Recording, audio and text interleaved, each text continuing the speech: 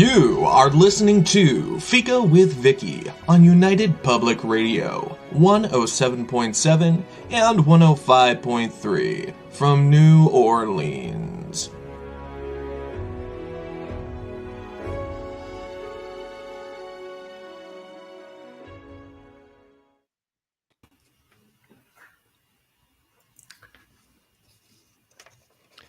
Hello, everyone, and welcome to Fika. Our guests today are John Kachuba and Jack Gagliardo. I got it right. We'll be focusing on their recently released historical fiction or historical fantasy or magical realism, The Bottle Conjuror.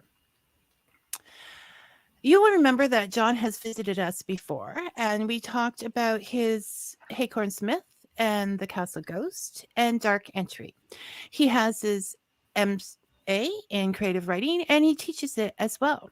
He's also a member of the Historical Novel Society, a runner-up for the Stonerbroker Awards, and he's also an winner of many other awards. He is read. He's also won many other awards for his nonfiction books. This is Jack's first novel, which is exciting. But he has other writing and story-related experiences that I will discuss with him momentarily. But first, my review of The Bottle Conjuror. Jack Kachuba and John Kachuba and Jack Gagliardo, I knew that was going to happen, are undoubtedly book conjurers, combining a tempting ambience, intriguing characters, and a compassionate understanding of the 18th century until the story swirled around and captured me. The historical facts are woven so seamlessly into the fiction that I was left unsure of what was real and what was imagined. But I am sure that if you are fond of old dusty theaters, the shadows created by secrets, and magic, you will want to read The Bottle Conjuror. Welcome to Fika, John and Jack. Thank you. Now, we've heard John talk before. So we're going to ask Jack the first question, which is always enjoyable, John. Now, I say that you have other experiences related to writing and storytelling in many different ways. Can you fill us in a little bit about that? Well, my previous life, my career, I'm semi-retired now, was in corporate communications and broadcasting TV. I started out as a young person out of college working at a local TV station. I wrote and produced a children's show. Are you going to name it? A variety of things like that. Oh, it was Tap Daddy and the Goon. Akron, Ohio, of all places. Yeah. And from there, I went into non-broadcast television and corporate, doing everything from corporate communication videos, training programs, instructional design. We also then managed a TV studio for the corporation, and we would do national commercials as part of what we did. Mostly I would do the insert shots and work with agencies on that. And I have written a few screenplays that have never been made it all the way, but we've done that. And so I've done a lot of creative writing in that respect, plus a lot of speech writing and corporate writing too. And as I mentioned earlier, we often discuss the fact that screenwriting and novel writing go hand in hand. You still have to you just look at it differently. And I can see the visualness of this novel. It's beautiful visually, if only in my head. Well, that's where you want to see it. That's right. That's very good. And so why did you two decide to write together? John, you want to? Well, I mean, as Jack had mentioned, earlier in our conversation, that we had not seen each other in 50 years or even had contact with each other. I didn't even know where Jack lived. Last I heard, he was in upstate New York somewhere. And I guess he knew I was in Connecticut. Anyway, he heard me on a radio program and said, "What? That's got to be my cousin," and contacted me. And we started talking. And one thing that came out was, Jack, being in broadcast and everything else, was interested in the radio program. But he said, "Well, I've always wanted to write a novel, and always wanted to write that kind of stuff." And I said to him, "I've always wanted to write a screenplay," which I don't have that experience. And that's Jack's experience. So Jack came up with the idea for the subject that we wrote about in the Bottle Conjuror. But we said, well, let's do this. There was a contest, a screenwriting contest, and we wrote a screenplay for it, which we entered and didn't get anywhere. But in talking to other people, we were sort of directed to the idea of trying to create a novel. If we were looking to make a movie or streaming services or whatever, which is what we really think this should be, we found out that most of that material comes from a novel first. It doesn't come from an original screenplay. So we thought, well, let's do a novel. And so that was it. And we had a great time doing the novel. I think it's a great novel, but we also think it, can get up to be on the stage somewhere, on the screen someplace. Yes, which we were discussing in the green room, because it is very visual. And I do think most of the great streaming or movies do come from books. I mean, growing up, my kids would always ask, was this a book? Where's the book, Mom? Where's the book for this movie? If they liked it, it was usually a book, but I can see it transferring so well to the screen. It's just the sets in that would be marvelous. But we'll let the audience in a little bit more about this. Now, you took this from this little sliver of history that you found, the Bottle Conjuror. Who found it? That's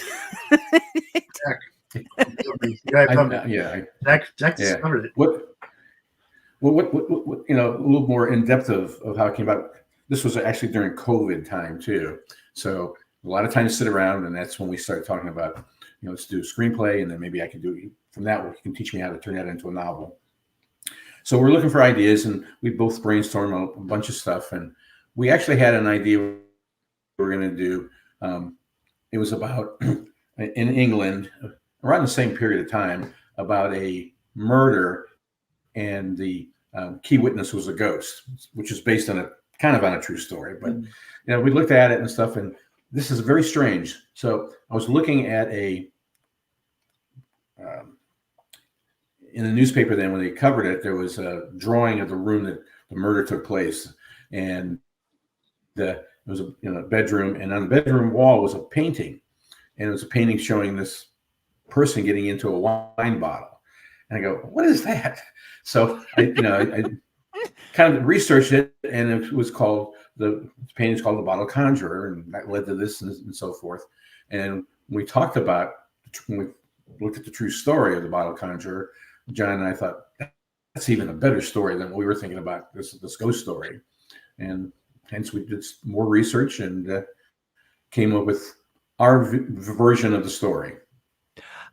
Which I love, because there isn't that much out there about the Bottle Conjuror, is there? Like I looked a little bit, but so can you tell the audience a little bit about the story factually? Sure. Like, good, Jack. I mean, you found it. So okay. Well, in 1749, a conjurer, and to this day, they don't know exactly who it is. There's been some suspect it's one of our characters actually in there, not the main character who we make it the conjurer. It's someone else who's possibly proclaimed to be conjurer, and person was a rogue, and so you may know this as I'm explaining this, and decided that we wanted to get back at the son of King George II. They were somewhat rivals, and so he kind of designed this concept that he had a magician that would be able to, or a conjurer, be able to climb on stage live into a normal wine bottle. And of course, no one believed it, but he promoted it so well that Cumberland, who is the third son of King George II, got all his friends and all the royalty and all the tons of London to come to the Haymarket Theatre. It's an historic theater in London, and view this event. And Of course, the theater charged outrageous prices, packed it to the rafters, and things happened where it didn't happen, and people got so angry that Surprise. they set the theater on fire, and it was a pretty massive fire. Many people thought it was actually going to start another Great Fire of London, and then that's kind of the gist of it. Even in Moby Dick, Herman Melville mentions the Bottle Conjuror. It's, I forget what page it is on Moby, but not as a story about this, but more about how people can be duped. And right. Afterwards would do that about, he believed that he's just like a bottle conjurer, just. That is very cool. Okay, everybody, we have to reread Moby Dick to find out. It's like just a 1 or 2 sentence line in one of the chapters. Yeah, no. But yeah, it makes sense that it would be used as that kind of thing later because it was so well known. Okay, I'm going to go to the comments for a minute. And Brian, thanks for joining us, Brian. Asks, how did you manage the logistics of working on a novel together? As a writer, I always have difficulties taming the characters' voices in my head. I can't imagine how to deal with someone else's voices. Yeah, that's an interesting question. I mean, I've written a lot of fiction. This is the first time I've ever written fiction with another person. I've written nonfiction. My wife and I co-authored a nonfiction book many, many years ago. This is the first time for fiction, and I think what's interesting is that Jack and I, even though long distance and everything else, we do it over Zoom. We meet once a week. We talk over where we are and review our writing and all this. There's some amazing simpatico going on that I really can't understand. But I'll say something to Jack. We'll read something. I'll say, what if instead of this, what we have on the page, what if this happened? And Jack will say, I was thinking the exact same thing, and he'll do the same thing to me. He'll say, what about this? And I'll say, wow, what's this character to this? Well, say, yeah. I wasn't going to bring this up, but there is a genetic aspect to this. We're cousins, yeah. That your cousins. So maybe like from, you had some of the same experiences because of the parenting and the going back and the stories from long ago, right? So that sort of carries through. Yeah. Okay, I just wanted to. I think the other thing too, though, is that we would decide, like we'd say, okay, what should happen next in the book? And we'd agree if the next thing should happen should be, the characters go to a bar, whatever it is. And we'd say, okay, who's going to write that? And we kind of just say, well, I wrote this character in a different scene, so I might want to follow him. So what if I do it? And say, okay, fine. The other person will say, fine. So I think we're able to sort of break out responsibilities and follow characters maybe that we like more and maybe write that more. I mean, Jack is very, he keeps bringing in characters like the Gentleman Bandits, the Highway Robbers, Jack Broughton. These guys, he'd say, hey, I got a new character to bring into the story. And I'd say, simmer down, hot sauce. Yeah. So Jack was in charge of scoundrels and rogues. Is that what you're saying? Right, yeah. Right. But so he would write those characters. I mean, Jackie probably wrote most of the Broughton stuff and the Highway Robbers, and I would probably write more of Cassandra and, some of those, Melchior and some of those characters. And we're fine about it. I'm not aware. I'll speak for myself, but I can't think of any issues that we've had as writers. And it could be because we're family too. The person that has a comment, it might be difficult if you're just writing with another person who maybe it's not a relative. We might be kinder to each other because of that. Maybe, I don't know. But you're also dealing I have a voodoo doll I stick pins in. I can see that, Jack. I can see it. Yeah. But you are working at it logically. Like the way you said that, it just makes sense that you follow the characters that you gave birth to. And you, because you know who they are and how they would think. So it would just be the sharing of the different story. Because there are some really interesting characters in that book. And so we have. I should point out that the Bottle Conjuror is a part of a trilogy.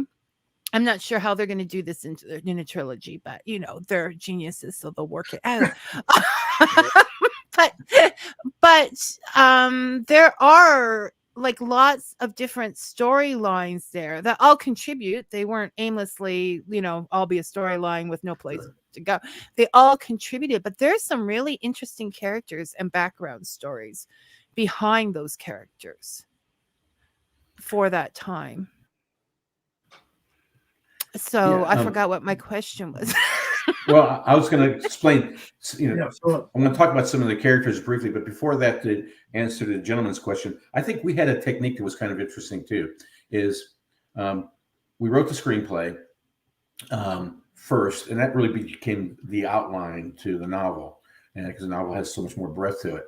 And what often we would do, if I wrote a scene in the movie, John then would rewrite that into the novel. If a scene that he wrote in the movie, I would rewrite that. So we kind of crossed that way so we could try to get our voices to sound alike. And then during the novel, if I finished a chapter and we're going to review it now, I wouldn't read it. John would read it out loud. So we'd listen to it together. And then I would take John's chapter that he read and I would read it out loud. So we could kind of hear our voices commingling that way. And how does this sound? So I thought that was kind of a neat way of, because it is. It's like I'm you're kind of building curious. something. A few of our friends have read it. They say they couldn't tell who wrote what chapter. No, it's very cohesive. I mean, I don't know you guys, but I would not say two people wrote that book that you look at individually, because it's very cohesive, the writing. That's a tricky thing to pull off. But yeah, I think we did it pretty well. Yeah, no, I'm getting more and more people who have written books together. It's becoming, a thing. And Brian, I just want to let you know that I already decided if I don't get this novel out there, I'm going to just hand it to you and you can finish it off. Okay, so that's the way we'll do it. So you may want to be scarce. So yeah, no, it's a really interesting thing because you have your strengths.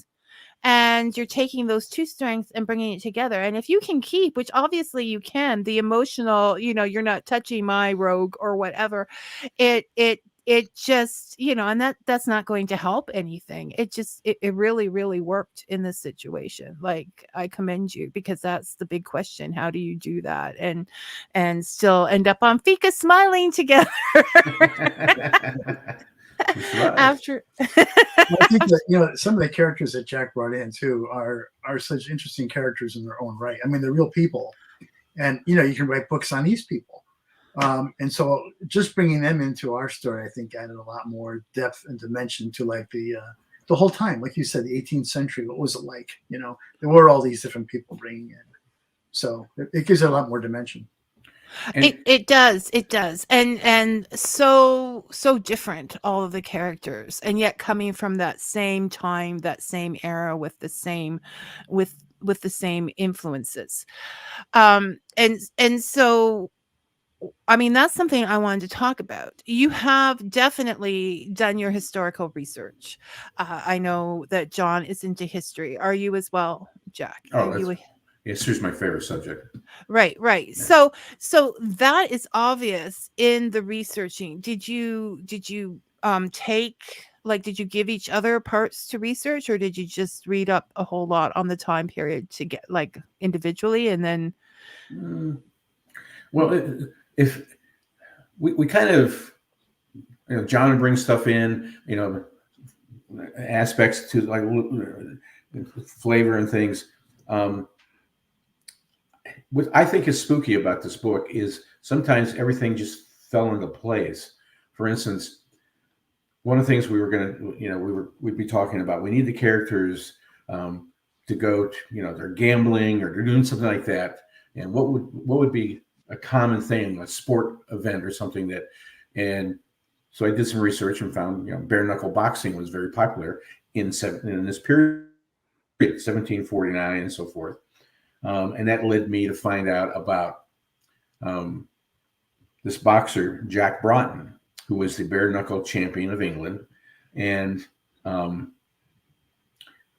what's so bizarre is at this time period, he, in the ring, which we're kind of talking a little bit about book 2, by the way, now, but in the ring, he actually, in true life, he kills his opponent in the ring. And he was so distraught that he actually wrote the rules of boxing that we still use today.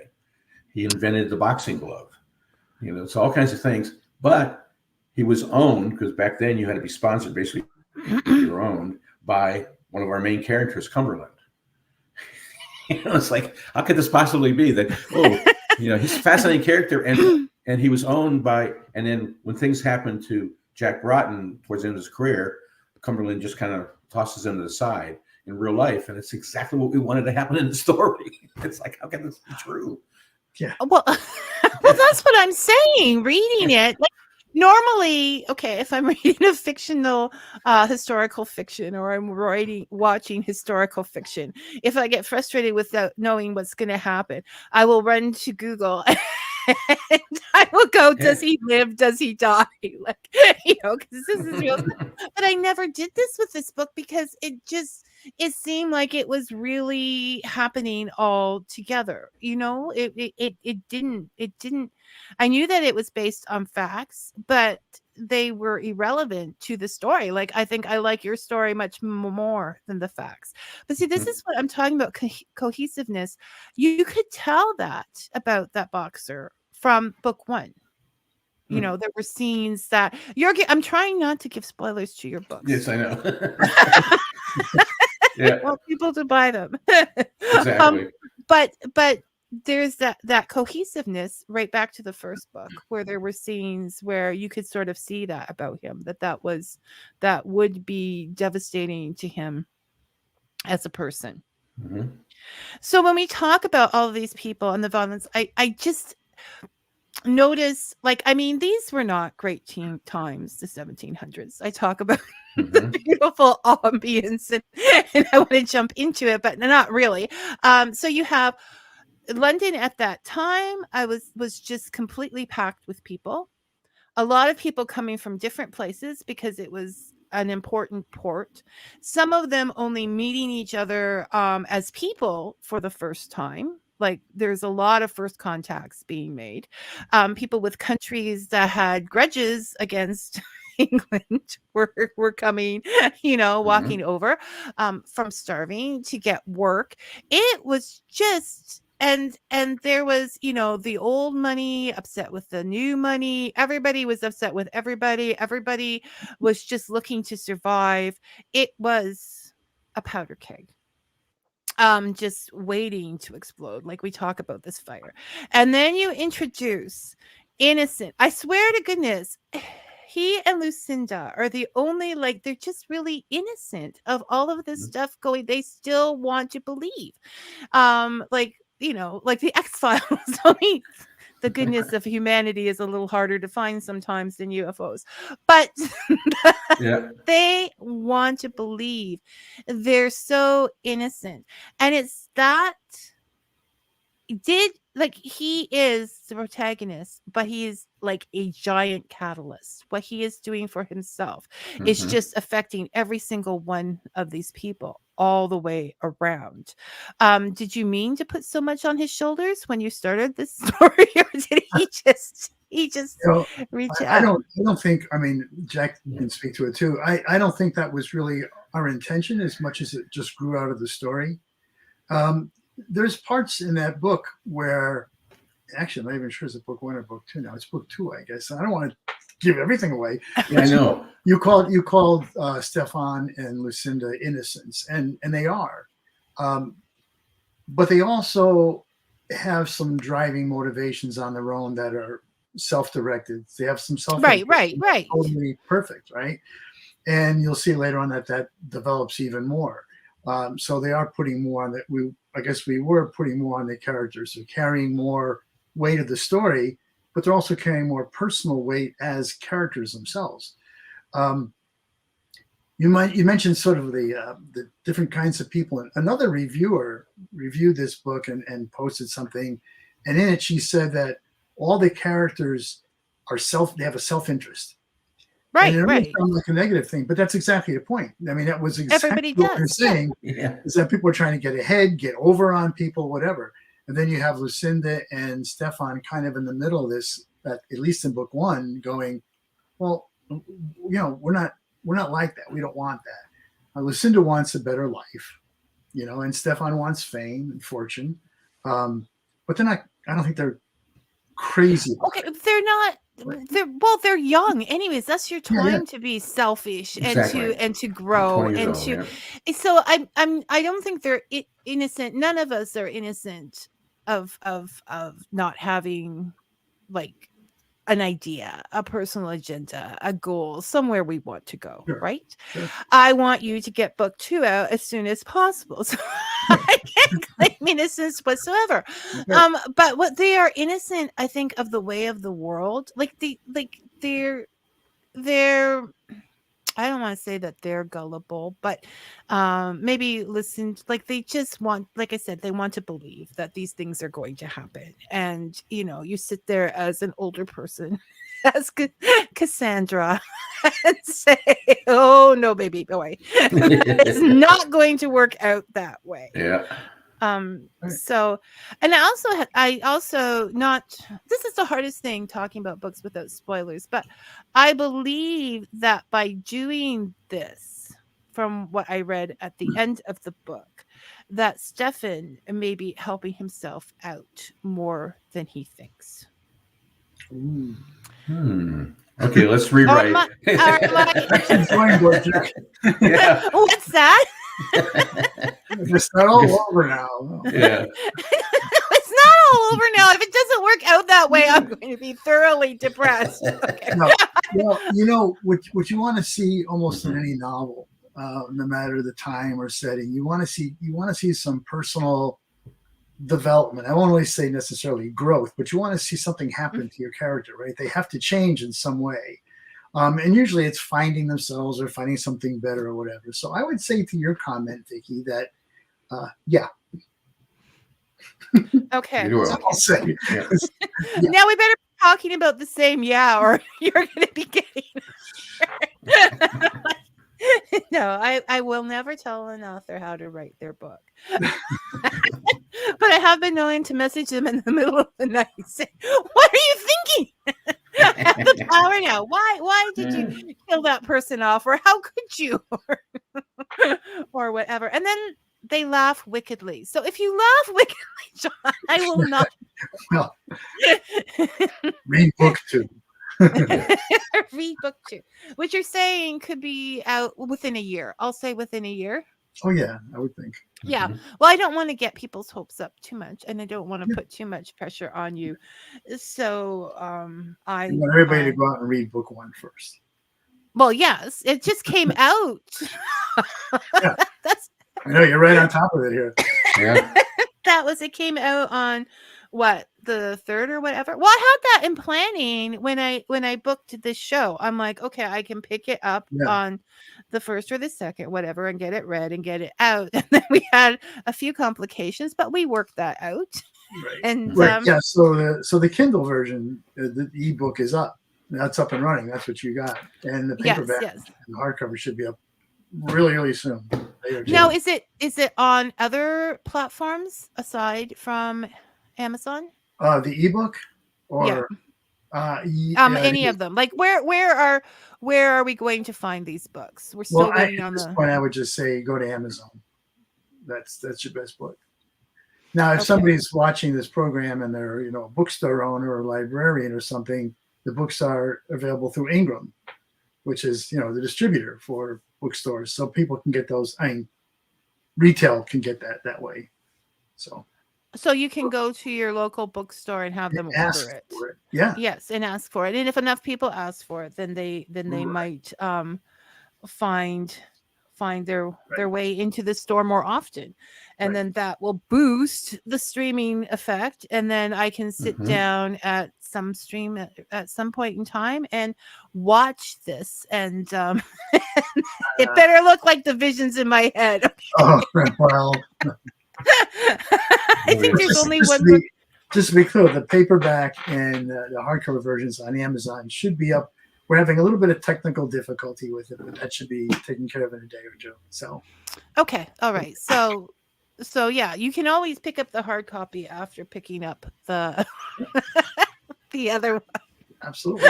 I will quite often do that. Like, pick up an ebook, and then if it's something that I want to keep, like that that really touches me, Yeah. then I will pick up a hard On copy. your bookshelf, sure. Yeah. So this is about the historical research that obviously you put a lot into, and people don't understand all the little, I mean, some people understand, but there are people that don't understand all the little things, like what they ate and what they used for utensils. And on the the Bottle Conjuror's website is a glossary in the blog section of the language that they were coming up with at the time, to sort of have a secret language in that group.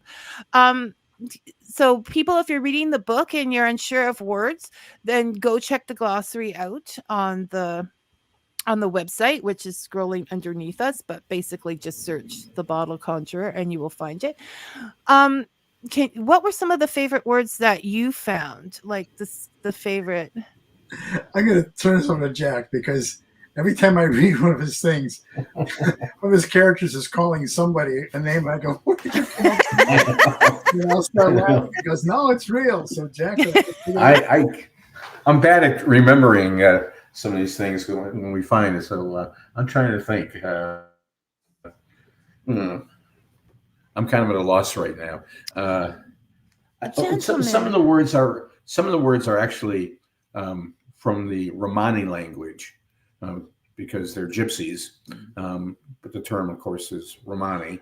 Well, because in a lot of historical fiction, when you're writing about the time, you use the word used then, and then when we're talking about it now, we use the word that they most want us to use. But they used a lot of horrible words back then, so it wasn't wasn't unusual. Right. So, anyways, you were. Right now I can't think. Okay, I'm sorry. I was gonna write down some, and I didn't. Please do. And okay. I'm just looking up, and I thought, because it is hard to remember all this stuff, and so you did a lot, and you looked a lot into the Romani culture, and you obviously did a lot of studying and that with the different signs and the way they were treated at the time. Yes. So, and that's when I talk about some of the compassion to understand what it would be like to be blamed for all of these things while they're happening, and to be someone of that ethnicity being in that situation. So I think you did a really, really good job of looking into that situation as well. So I know. I remember one name. Okay. Jack, the slang for British soldiers. Oh yeah. Oh. It was lobsterbacks, lobsterbacks. Yep. And those are terms that were used then. Yeah. And they all understood. They all understood what they were doing. So so looking into all this research, and knowing that this was used an example in Moby Dick, I think it's just great. What we're talking about here, and we can say this because it's in history, so this isn't a spoiler. This trick, the conjurer's bottle, is that a full-grown man would simply take a wine bottle that anybody in the audience can check, put a funnel into it, and he would somehow funnel himself into this bottle. Then the audience could come up and check that he was in the bottle, and he would sing a song. And this is what they advertised would happen. Yeah. What do you think would intrigue? Like, why would people believe this? Like, why would they spend the extra money and go there and place bets on it? Like, what is it that would have them do something? I think what it was the gullibility of the Age of Enlightenment. These people thought that we were many smarter than they really were, and in that era they could easily be fooled. And the emperor's clothing. Exactly. kind of thing. Yep. They And they then when the son of the king is going to attend this thing, then people, well, we must go, and then what's going to happen? So it's just like, and of course things happened. You know. and see, I would be curious just to see how they were going to do this. No, you would think that they would have had some, except for the reasoning behind it that I'm not going to go into, but they would have some way of faking this, or some, sleight of mirror or whatever to back this up. So I would be curious now as to what that would be. But yes, they did. They were embracing all of these worlds as while they were still rejecting them, but they were embracing all of these worlds. And if I really know about that culture, and if I really knew this, I would understand that they're capable of doing this, right? And I don't want to go on record here, but I'm saying no one can squish themselves into a little bottle. Like the logistics are Jack just. mentioned the Age of Enlightenment, and this time period, it was the Age of Enlightenment, but it was, it was still where magic and ritual and all that kind of stuff, sorcery was still, superstition was still very much part of society. It's not like everybody suddenly got smart and said, I don't believe any of that stuff. No, I mean, the Enlightenment was there. People were starting to learn more science and things and apply that kind of knowledge. But, all that other stuff is still there, especially out in rural areas and everything. It's still there now. I mean, you can go to any place in, the country, in this country. It's interesting when you talk about the devil's mark. That was something that I had to look up, because I'm like, well, what would that mean? How would they treat him or whatever?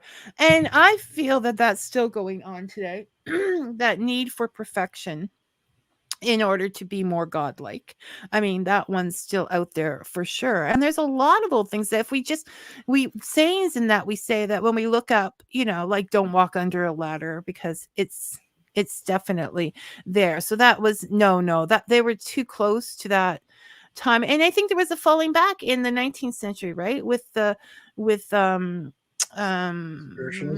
Sherlock Holmes spiritualism, right? Because they lost when people with plagues, with wars, they lost so many loved ones that they were just looking for something that they could have them back again.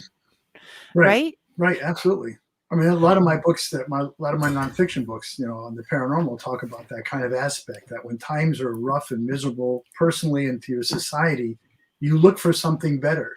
And if you don't find it in God, which a lot of people obviously go that route, well, then what is there? There's got to be something. Well, there's got to be magic, or there's got to be something that can pull me out of this. So yeah, all those beliefs are still, and they're still there today. Oh, no. And it's all up to, I just respect everybody's opinion, and they believe what they believe. Although I would find it hard if I was living then to believe that a man can fit in a bottle. Now, this is a bit about your relationship and your guys' sense of humor in that. Brian would like to know, do you find that some of the historical words and phrases you encountered have worked their way into your day-to-day speech? Like, do you have pet names for each other? Like, well, when we get mad, we do some 18th century profanity with each other. We don't. But that didn't show up in the book. You were very, very good in the books. So yes. While we talk, I have so many questions, and I can't do spoilers, but it does such a great job of taking us into that time and feeling what the people felt. Like, it is a take you, when you sit there and say, this book, I can go on vacation, I can go away to. It did that so well. And it has to be that your love of history, that visualization, the experiences you've had over time, and just I think for the characters, do you find that there's a wisdom that you have that you couldn't have written this book, like when you were Stefan's age or Lucinda's age, so that there might have been some human experiences that led to the characterizations as they were. That's interesting. I mean, I would say, I'm in my 70s. Jack's only 40 or so, but but you have all these life experiences, and I think I the short answer is that yes, they enter into your characters. Could you necessarily parse them out and say, well, I wrote this because when I was 16 years old, this happened? I don't know if you can be that specific, but certainly all your experiences, your adventures, your sorrows, your disappointments, your successes, all that stuff gets into your characters. I know, I mean, I think like sometimes when I write Stefan, I think there's some things in there that I kind of think, that's kind of how I would have handled that or something, I don't know. Jack, what do you think? I mean, No, I agree. I think our life experiences interweave in it. And, for instance, the one character, Jack Broughton, one of my first, when I worked in television right out of college, is I did a local TV show about the history of boxing, showing film clips and stuff. And I would go to local boxing training areas in the Northeast area, and I interviewed boxers. And so I found, their experience and stuff, I think just seeped into me. I haven't done that in 30, 40 years. But it always fascinated me, the life of people who become a professional boxer, because most of them never really make it up, become champions. And it's a lot of pain, especially in the 17th century with no rules. You sort of fight till you're down. But it's also the experience, I think, that that you don't take those experiences personally anymore, so you can write them with more clarity. You're not hurting from something that happened when you were 20 years old or 25 with that same kind of thing. Yeah, that's very true. Yeah, so that's or I may be giving you. I'm simply here calling you guys wise. Okay. Talk to my wife then. You hear a different version. Wives, wives always know. Wives. Terry's very, very, very smart woman. Thank you. So is there anything else you wanted to get out today about the stories, about writing, about just advice for people who are thinking about writing or thinking about writing in with someone else, in a team, or just about life? Because I've called you wise now. Well, that's right. I'm the wise old sage here. I found, in my previous life of, working in corporate and writing is always personal. And then you hand it off and so forth. Part of my job was as a producer. Most of my job was a producer. So I had people working for me, bringing in creative teams and so forth. So I love that creative process of working with people together as opposed to working alone. And I think that was very valuable for John and I. And what I like about it is that you have someone to brainstorm together with. And sometimes I'll have an idea and I'll brainstorm and I'll come to John and I'll say, I got this idea. I'm not sure if it's working. I need help. Let's just play devil's advocate together. And before you know it, he'll come up with a better idea. And let's go with that. So I love that creative collaborative process. Yeah. That you miss from work. That makes sense because it is a very solitary life. And if you've been out there working with a group, with people, it's nice to have a work partner to go by the.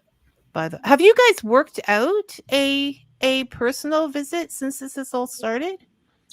Yeah. I came out to Vegas twice, maybe, or over the years. Yeah. Came out to visit. Yep. So and the wives got to know each other and everything else too. Oh, good. That makes me happy. That goes with the book.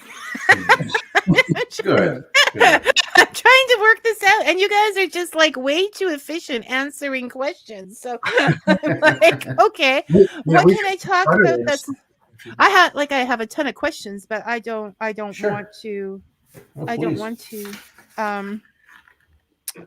to so this was very much did you do a lot of plotting before? Are you pantsers? Like when you were doing the screenwriting, did you know where you were going with that? And did you just Well, the interesting is we had the beginning early on. We said, this is how we want this thing to start. And we know that, it's based on this true story. So obviously facts were already outlined for us, but we didn't know how we were going to end it. We knew what the last image was going to be.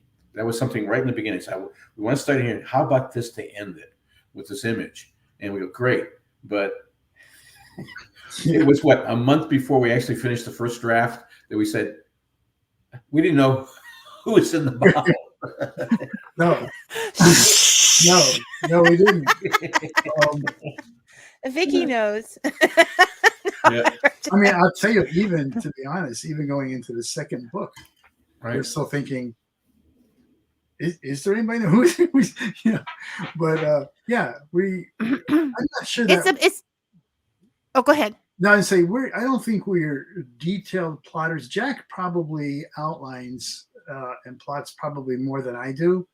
But even then, I think it's flexible. Wouldn't you say, Jack? I mean, we'll talk about it and they'll say, well, that's quite, what if we did this thing? Or what if we, so we're still going back and forth and respecting each other's points of view and going with whatever we think is the best for the story, best to tell the story. Right, the story comes first before your egos. But I've never been a detailed plotter or outliner, which is not necessarily a good thing. I mean, it's worked for me, but every writer does things differently, I like the outline. To me, I need to outline, and then but sometimes I'll do it very detailed because John will go, wait a second, this is so detailed, this is not an outline, and then through it we'll go. 90% of it will go away, but the nuggets make sense now. What's left, so I like that process. One of the things I thought I wanted to talk about in reference to the viewer who was asking some questions. We also what made this fun was we kind of learned some technology together. So we decided we'd use Zoom so we could see each other and talk and so forth as we did this. And then what we decided to use is we wrote this in Microsoft. Well, first we have a software for the screenwriting we use first, and it had a collaborative way of that two people could write at the same time. And when we then migrated to the novel, we went through Office 365 because it has the same thing where we can write something and we share a cloud folder, and when we're meeting, we'll have a chapter up. And let's change that. And we can both, one or other of us will make that change. We see it live. So we do that. And then we also I found this really interesting program called Hiveword, and it's free. There's a $30 version you can purchase. It gives you a little bit more, some stuff, but it's a way of organizing your writing into chapters, into scenes, characters, plot lines. It's very, very simple to use and intuitive, because when we decided that this was going to be a trilogy, we're starting to think, well, some characters are going to be moving through the stories, and how do we keep track of who and their motivations, and we write a little bios of each of the characters first, and sometimes we'll forget who is this guy again that we're trying to do. Oh, that's the Earl of so then we can easily look it up. And it's also where you can put all your scenes and you can look at it and say, okay, this scene, maybe we should take this scene and move it over here, so we can take these outlines and basic synopsis of the scenes and move them around before we actually finish the writing. And it helps get the flow. And also I'm very big into a good part of my life was video editing. So I know pacing and visual pacing. Right. So we try to see that. I'm always trying to picture this as you did, which is kind of nice, and as a film or a video. And how do we change the pacing here? So how do we move things around? Anyway, that's what I was trying to say. No, and that's right up Brian's alley. I'm surprised he has asked I've been waiting. Brian asked, "How do you keep track of all these details?" I left that question off because he's into programs and things like that. So, and it's important to writers out there because it does get confusing. I just want to say hi, Tamara. Thanks for joining us. So when we started this, I said, "Why did you write together?" And it was like, well, it was like the Reese's cup things. Like, I want to be a writer. I want to be a screenwriter. You know, it's sort of got. Did the experience turn out as well as you thought? Would you still like to write novels? Would you still like to write screenwriters? Be a screenwriter, or all of this is going together, starting with the novel on? Like, have you found this experience to be? Would you do it again for another trilogy? Well, I don't think we live that long, but I think you will. This is going to make you live longer. No, I think it's been a lot of fun. So. I've enjoyed the process, and I think the trilogy. I mean, originally it was going to be a screenplay and then a book. And then the book said, "Well, what if the book became a trilogy?" Well, now we go for 4 or 5 books. So, I mean, yeah. I don't know how you're going to end it in a trilogy. Right now, the concept is book 2 will give more of what's taken place from book 1, obviously, and it's going to have a lot more in depth about some of the issues, like with prejudice towards the Romani people and things like that. We wanted to add more depth, and that's what book 2 will help us. Book 3, the way we're planning it, now things could change, is it's going to end in America during the Revolution. Oh, yeah. Oh, that's okay. Yeah, one of the characters in real life actually ended up in America during the Revolution. So okay, this gives Vicky a lot to think about. One of the characters, not going to say who. I know, but I'm going to think about it. See, Brian's back with, given the cloud-based sharing, how did you manage revision control? That is maintaining a history of changes just in case. I guess we didn't really, right? I mean, we make changes in HiveWord and hope that it doesn't crash on us. Or I guess if he's asking just about a backup, we don't really have. I don't think. Well, I mean, it is in the cloud, so that's pretty safe. Yeah. And I do backup chapters on my I got a portable drive. I back things up on. Oh, okay. But try not to. Yeah, I do that. John just goes by faith. Now we have to ask how John can write an entire novel without backing it up. I've done that. Wow. Yeah, I've done that. Okay. Talk about innocence. Did you learn your lesson? No. No. Good thing you found Jack. Okay. But to take care of your question, the one thing that I know that Jack and I would still like to do is we'd like to either we write a screenplay for somebody that says, "Hey, we want to put it on Netflix or Amazon Prime or something, or in the theater," or else, somebody wants to buy it and let them do it. But we would love to see it again somewhere visually, because I do. It is so visual. It is. It is. It has everything that, like, if you're into mystical, magical, shadows, like even you guys, I agree with your tarot readings. I am tired. Your tarot meetings. I'm tired of reading books and seeing shows where they'll say this means that. And I'm like, no, it doesn't. What are you talking about? So I was like, oh, good. You did very good. Oh, Brian is saying, no backups, be afraid, be very afraid. Now I won't sleep tonight thinking that John wasn't backing up as well. Oh boy. And the thing is, I've got a remote hard drive too. So what's so this is one of those so this is one of those things where everybody thinks everybody's doing it and then it's not done. Brian comes up with an interesting idea. What if, when you're talking visual, would you guys consider a graphic novel?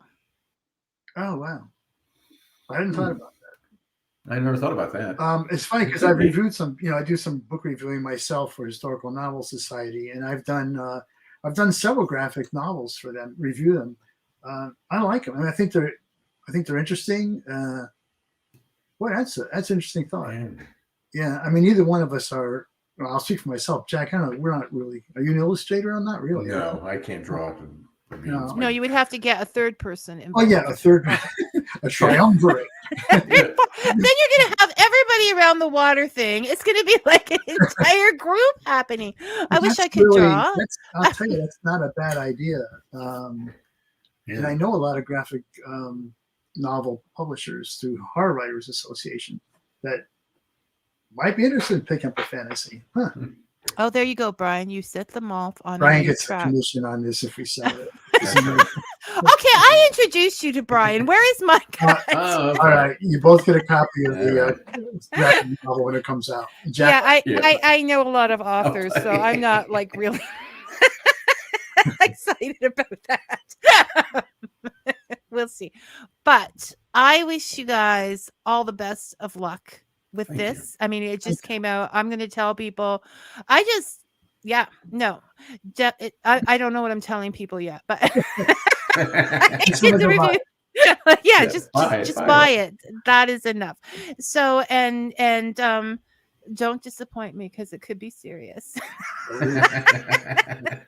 I will have some stern words. Okay. for you. Maybe, will it be 18th century though? Because we don't Yeah. understand. I have the glossary. I'll have to- I have a glossary.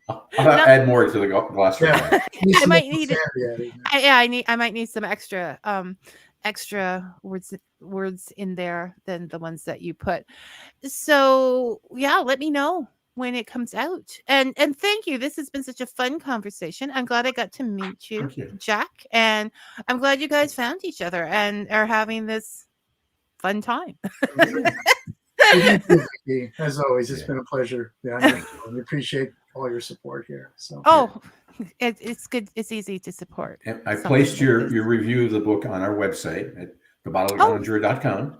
Oh, thank you. Thank you. Now I feel famous. I may not ever finish a novel, but I've got the review on this important book, right. which is going places. wow. So take care and we'll talk to you later. Okay. you. Bye-bye. Okay. Bye-bye. See you. There. It's people just buy the book. And next week, visiting us will be Daniela. Here we go. Samina. I believe that's how you pronounce it. And we'll be discussing A Fairy Path, the memoir of a young fairy seer in training and where fairies meet, the parallel between Irish and Romanian fairy traditions. And I'm really enjoying the books. So hopefully you will too. Until then, may your coffee be hot and your story sweet. Thanks for listening, everyone.